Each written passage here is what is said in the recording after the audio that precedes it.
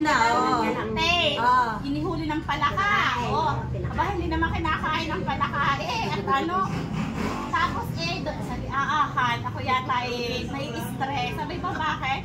Ay, pag yung nakaalpas. Kaya nga, sabi kong kayo, sabi hindi yan makakaalpas yan, mabait. Sabi ganyan. Oo, mabait daw. Hindi talaga ako makatulog. Ako yung lugaw na. Nakaalpas. Lasing siya. Ay, sana. Tangali daw niya din eh. Oh my God. Nagapang na. Ay, ako yung nakahiga doon. Buti hindi siya nakagat. Ay, nakita daw niya. Ay, kung ako lumabas at akong natuklaw. Oh my God.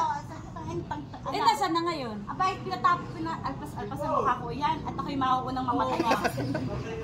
Sadya naman eh. Ako yung ilang gabi hindi nakakatulog. Hindi ako makakita sa laywan. Yung sa... Oo, ang tangan yan.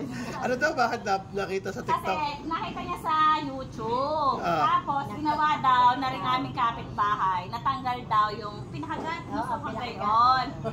Ngayon, pagdating ko nga, pag-aang mukha.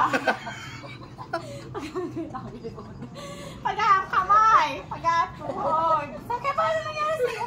Ari, aking yun daw hinuli niya isa-isa. Hindi na yun. Sabi, bakit padaan yung mukha eh? Ano?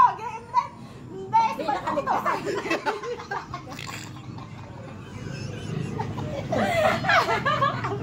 Ilang araw bago na ano? Oh my God. Oo, sabi ko, ay, paano ka lalabas? Bukas, di siya na magsasambal nito. Ay, kita naman sa iyong mukha, hindi dalas na sa kamuto, hindi na mapapagkanin namin ito. Sabi, nakuha mukha ko. Ay ba? Kaya daw kaya tusukan ulit yun. Sabi ka, hindi ka nadadalain. Sawa ka, tusukan mo ulit. Oh my God. Babae yan, babae. Alin? Babae yun. Ay, ang mga laywang yan. Aywan. Hindi, yung ano, yung